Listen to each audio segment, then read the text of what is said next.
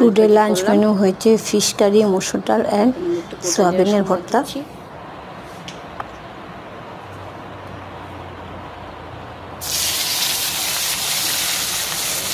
পেঁয়াজ সব একসঙ্গে দিয়ে দিয়েছি আমি। আজ খুবই গরম, এত গরমে রান্না করতে ইচ্ছা করছে না। একজন মানুষ তো, তাই একাই মাছ রাঁধছি। একজন রান্নাতে সব একবারে দিয়ে দিলাম। হওয়ার পরে দেখাবো। হলদির গুঁড়ো,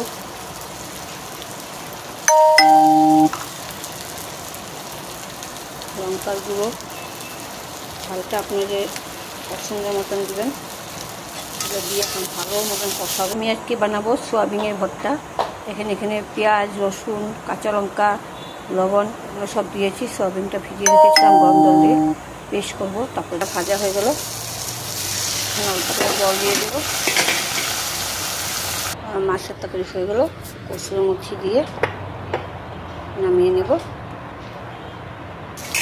সোয়াবিনের ভর্তা বানাবার জন্য আমি এখানে পেঁয়াজ, কাঁচা লঙ্কা, রসুন, আদা, টমেটো কুচি করে দিয়েছি। অল্প গোটা জিরার সঙ্গে দিয়েছি। আপনারা ইচ্ছা করে দেবেন, না হলে দেবেন না। আমি একটু স্পাইসি খেতে ভালো পাই না, কাঁচা লঙ্কা কুচি করে দিয়েছি। আর শুকনো লঙ্কা ফ্রাই করে রেখেছি। এখন আমি সোয়াবিনটা দিয়ে দিলাম। মশলাটা ভাজা হওয়ার পরে চিলি ফ্লেক্সটা দিয়ে দিলাম একটু কালারের জন্য। কাশ্মীরি লঙ্কার গুঁড়ো, তারপর হলদি গুঁড়ো দিয়েছি।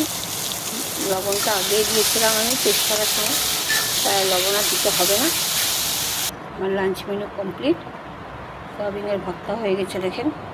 নামানোর আগে একটু ধনিয়া পাতা দিতে পারেন। আমি একটু ঘি দিয়েছি। আমি তো সোয়াবিন খেতে ভালো পাই না।